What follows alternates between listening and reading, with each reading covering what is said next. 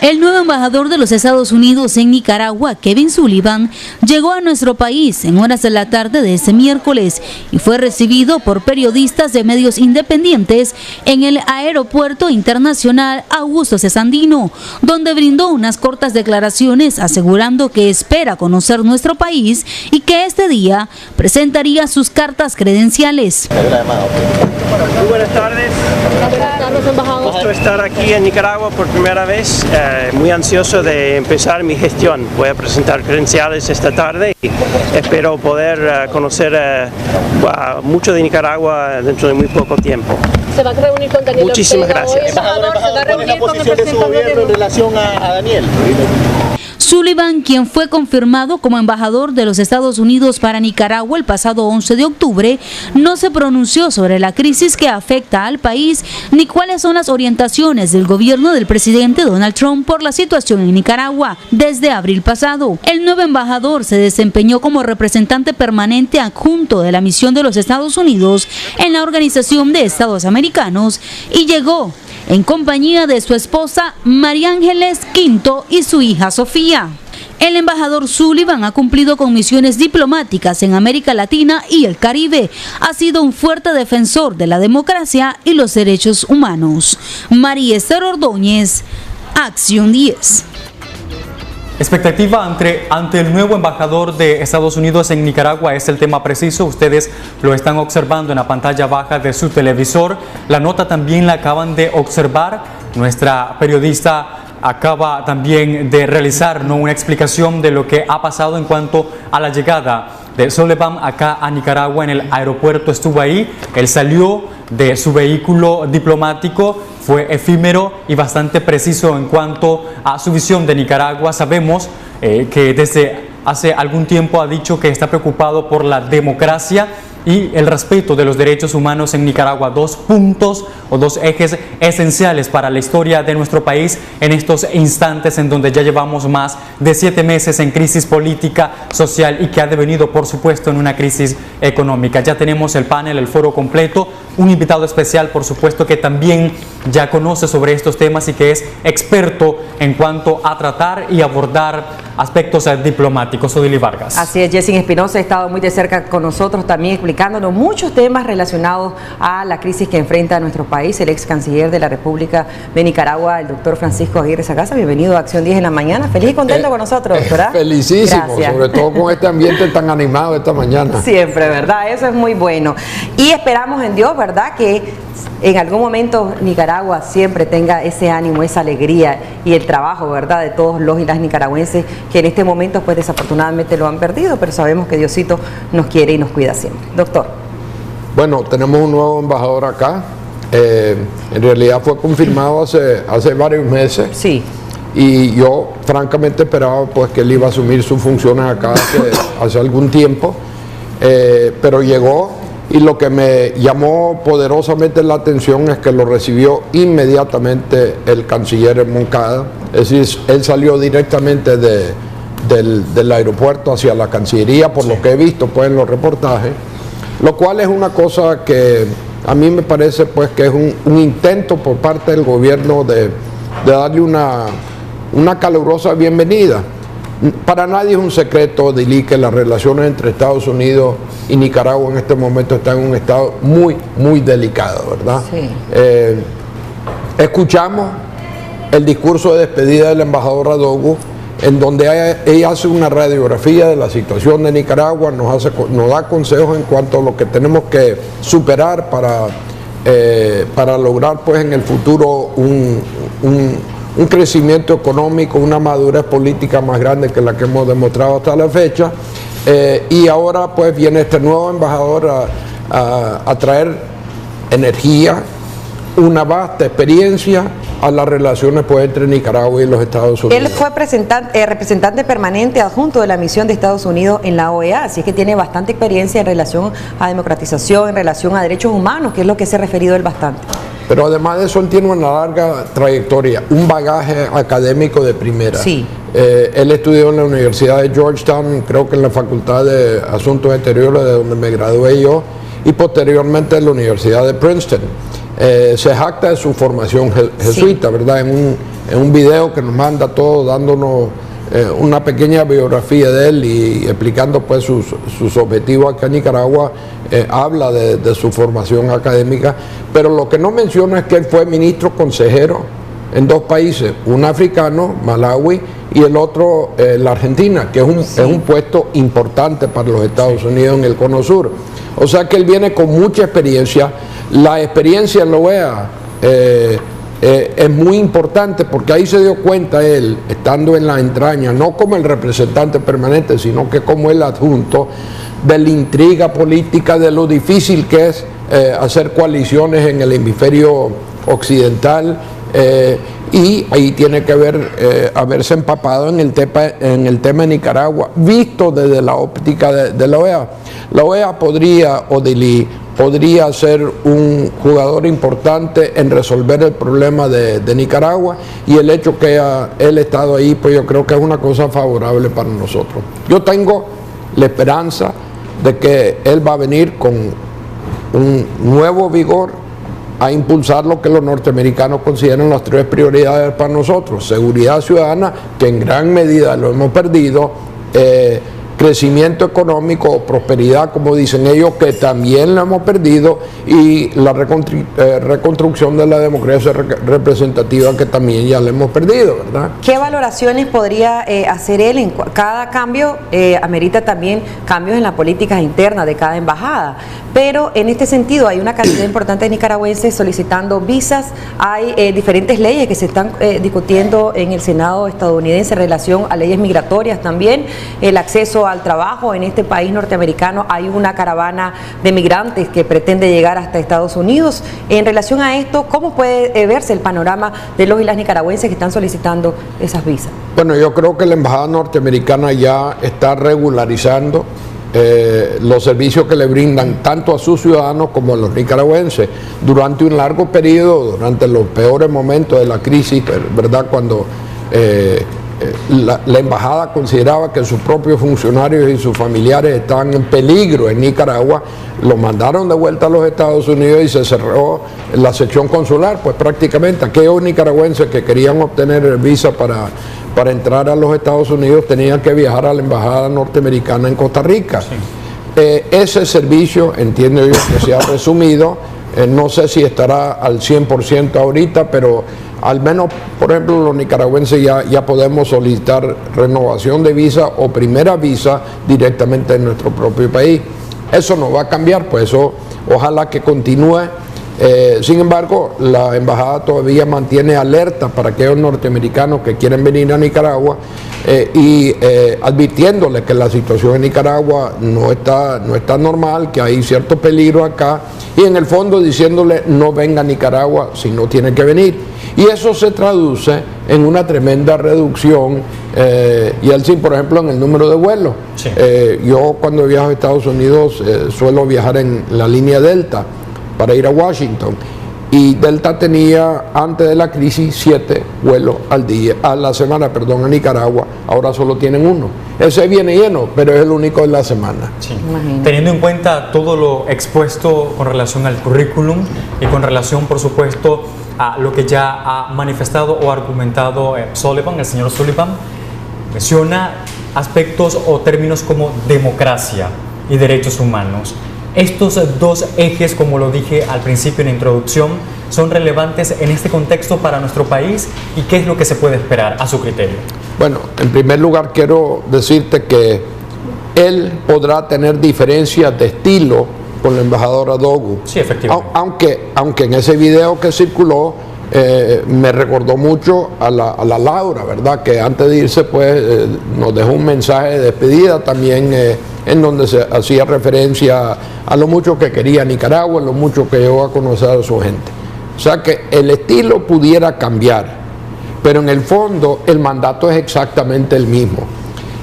Cuando él fue confirmado por el Senado, antes de eso tuvo que pasar por una reunión del Comité de Relaciones Exteriores del Senado, y ahí se encontró con el embajador, con el senador Menéndez, se encontró con el senador Rubio, se encontró con críticos tanto republicanos como demócratas en el comité, y le hicieron a él preguntas importantes sobre cómo él veía a Nicaragua, pero al mismo tiempo le dijeron a él lo que ellos esperaban del embajador norteamericano en los Estados Unidos, en Nicaragua.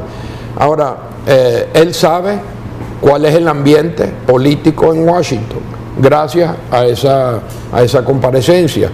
Y ese ambiente político en Washington no podría ser peor para nuestro país. Acaban de haber elecciones en los Estados Unidos. Algunos nicaragüenses se dicen, bueno, ahora que los demócratas tomaron control de la Cámara de Representantes, irá a cambiar la política hacia Nicaragua. Y mi respuesta es que esa política norteamericana es compartida no solo por los republicanos, sino que por los demócratas. Es decir, ambos partidos ven de la misma manera a Nicaragua. Y en el fondo están motivados por todo lo que pasó acá, por los muertos, por los heridos, por la detención, por los prisioneros de conciencia, en fin, por todo lo que nosotros los nicaragüenses conocemos, sí. Y que todo el mundo, por lo menos el hemisferio occidental del mundo, conoce, porque lo ven en los periódicos, lo ven en la televisión, lo escuchan en la radio. O sea que la política norteamericana no va a variar. Él es un nuevo embajador, tendrá su propio estilo, pero las prioridades van a continuar, a mi criterio, siendo las mismas. Ya presentó él sus cartas credenciales ante el Ministerio de Relaciones Exteriores de nuestro país. ¿Qué sucede con esto? Porque algunas noticias en otros medios de comunicación suponían que no habían sido recibidos todavía esas cartas que se presenta cada vez, ¿verdad?, que viene un diplomático a nuestro país. ¿Qué conocimiento tiene? Bueno, primero quiero decirte que en la diplomacia del mundo, cuando un embajador llega, él no puede ejercer a sus funciones hasta haber hecho dos cosas. Primero, presentar lo que se llama la carta de estilo, que es la que uno lleva al canciller o al vicecanciller del país anfitrión, ¿verdad? Sí. Y esa carta que se le entrega a la cancillería del país anfitrión, esencialmente contiene un mensaje, que es el mensaje del presidente del país de donde viene el embajador para el presidente del país anfitrión.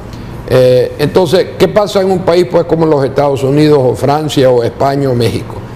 El embajador nuevo le entrega esa carta de estilo al canciller, el canciller agradece eso, pero todavía no pueden trabajar. Ejercer funciones todavía. Él tiene, en los Estados Unidos, yo recuerdo que yo le entregué mi carta de estilo al vicecanciller norteamericano, y hasta que fui recibido por el presidente Clinton, tal vez como 4 o 5 semanas más tarde, y le entregué yo a él mis cartas credenciales, pude empezar a ejercer pues yo mi trabajo. Los norteamericanos y los países serios limitan mucho la actividad de un embajador hasta que haya sido recibido por el presidente. Ahora, ¿qué hace la Cancillería con esos documentos? Lo analiza el mensaje y le prepara un briefing, un resumen ejecutivo al presidente, que después recibe al embajador y tienen una conversación, y obviamente el presidente tiene que estar alertado a lo que es el mensaje que se le lleva. Sí. Ahora, entiendo yo que en Nicaragua ha habido un cambio pues en eso, que la entrega de las cartas de estilo ya es todo lo que requiere Nicaragua, que a lo mejor ni siquiera lo va a recibir de una manera protocolaria el presidente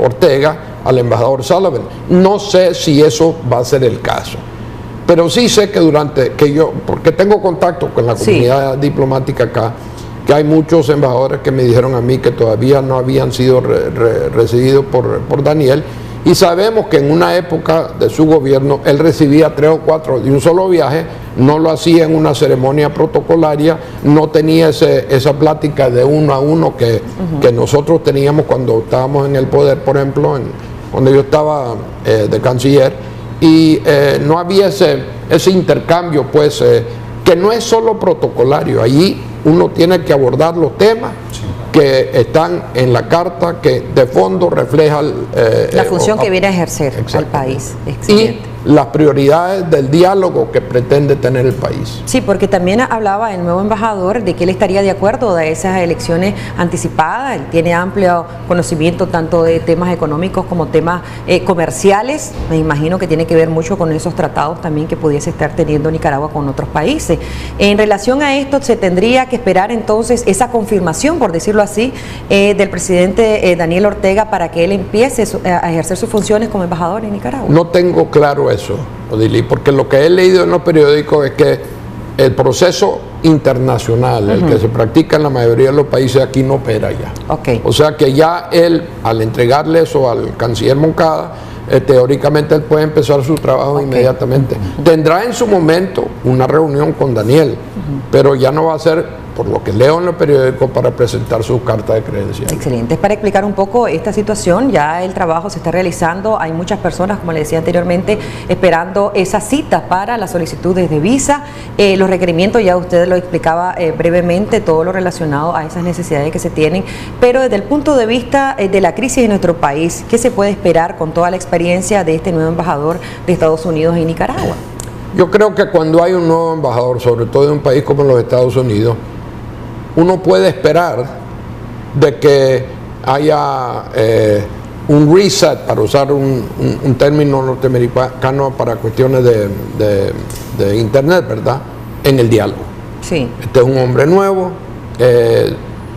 Daniel Ortega tiene una nueva oportunidad de tratar de mejorar las relaciones con los Estados Unidos, pero tiene que ir más allá de simpatía personal, de reuniones que pudieran tener. Los mensajes, como te digo, están claros en Washington. Esos mensajes no son solamente de la Casa Blanca, sino que vienen de todas las agencias del Estado norteamericano, pero sobre todo del Congreso. Yo anticipo, Odili, que nosotros, antes de las vacaciones de Navidad, cuando este Congreso está llegando a sus últimos días, van a aprobar la Magnitsky-Nica, ¿verdad? Y yo le doy a eso un 90% de probabilidad, 90%. ¿Por qué, doctor? Bueno, porque siempre hay un pelo en la sopa. Y no tiene nada que ver con Nicaragua, por cierto. Tiene mucho que ver con las relaciones entre el presidente Trump, por ejemplo, y los otros actores norteamericanos. Sí. Quiero ser bien franco con nuestros compatriotas. Nicaragua y la ley esta Nica-Magnitsky no va a ser aprobado por el Senado y por la Cámara de Representantes como un único proyecto de ley. Se va a empotrar, para usar esa palabra, en un proyecto de ley mucho más importante para ellos. Porque si ellos estuvieran aprobando un proyecto de ley como el de Magnitsky-Nica, tendrían miles de esos al año. Y no trabaja así el Congreso norteamericano. Lo que ellos hacen es aglutinar a diferentes proyectos de ley y los meten en algo que realmente es prioritario. ¿Cuál es el vehículo que yo creo que ellos podrían usar?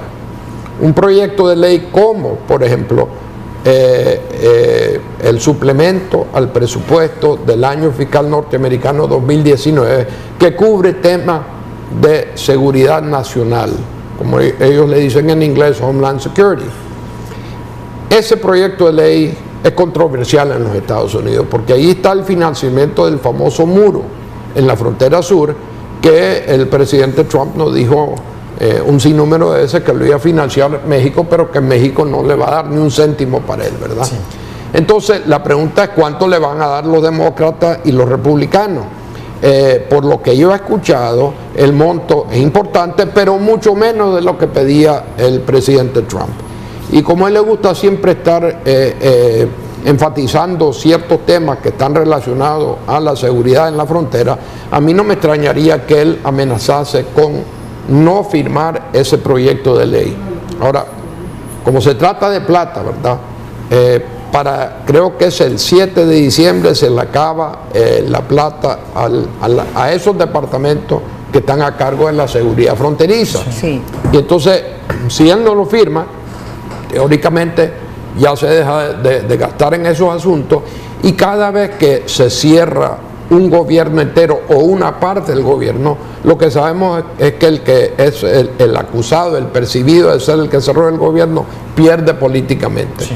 O sea que siempre hay un 10% de probabilidad o de posibilidad de que por problemas internos norteamericanos que no tienen absolutamente nada que ver con el Nica-Magnitsky Act, esta cuestión podría ser paralizada por un rato.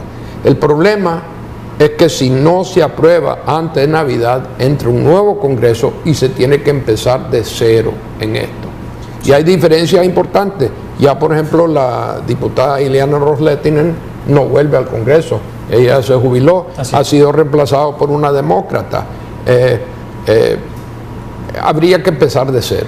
Yo no creo que eso vaya a pasar, pero hay por lo menos un 10% de probabilidad que esta cuestión, por problemas norteamericanos internos, no sea aprobada. Bien, perfecto. Ahora quiero que expliquemos de forma básica y sobre todo con su experiencia la conjunción entre diálogo nacional en Nicaragua o acuerdo nacional en Nicaragua y Kevin Sullivan. Bueno, yo creo que los norteamericanos todavía ven, obviamente, ciertas cosas como la justicia, el fin a la represión, reparaciones para aquellos que han sido víctimas de todo esto, elecciones anticipadas, una reforma en realidad total del Estado, como una precondición para restaurar, llamémoslo así, relaciones normales con los Estados Unidos y para de alguna manera descartar la aplicación de la ley Magnitsky-Nica. Ahora, yo no sé hasta dónde está dispuesto Daniel y la primera dama, pues la vicepresidenta, de aceptar ese tipo de condicionalidad. Aquí han venido dos norteamericanos, uno el embajador norteamericano o el representante permanente ante la OEA y otro, uno de los principales asesores republicanos en el Senado, el señor McCarry, y se han reunido con Daniel, con Rosario y miembros de la familia en los momentos más difíciles de la crisis. Le ofrecieron lo que aquí se conoce como el aterrizaje suave y Daniel no quiso aceptar eso, ¿verdad? Y más bien se dedicó a la represión del pueblo, a todo lo que conocemos, lo de Monimbó, lo de Carazo, y lo que sigue ocurriendo ahora, ¿verdad? Vi ayer, creo en el Canal 10, a un par de personas que fueron básicamente detenidas en galería porque le estaban tomando fotos a los policías que están allí, ¿verdad? Este país no está normal todavía, estamos lejos de eso, Lili.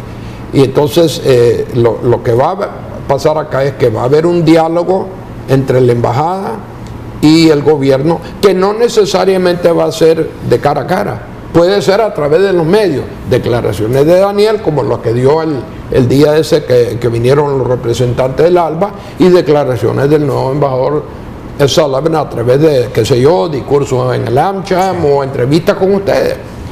Muchas veces el diálogo puede ser más público, ¿verdad? La transmisión de mensajes. Pero Daniel tiene que comprenderse que los Estados Unidos no ha agotado la medida que puede tomar contra el gobierno de Nicaragua. Por ejemplo, nosotros tenemos como nuestro socio principal comercial los Estados Unidos. Es el país que nos envía el mayor número de remesas al nuestro, ¿verdad? Entonces, nosotros tenemos el DR-CAFTA, que es el Tratado de Libre Comercio con los Estados Unidos. ¿Qué pasa si continuamos en una situación de represión y de empantanamiento, pues acá?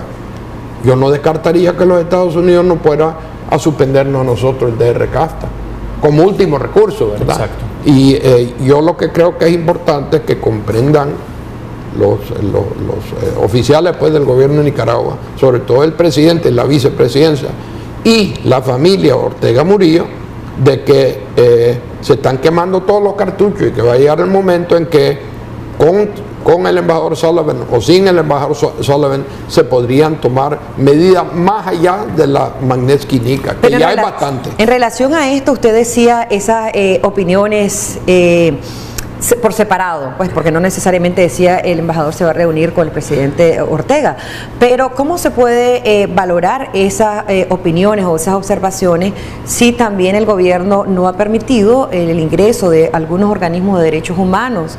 Ellos tienen sus razones y han expresado el por qué pues no se le permite la observación de derechos humanos desde el punto de vista internacional.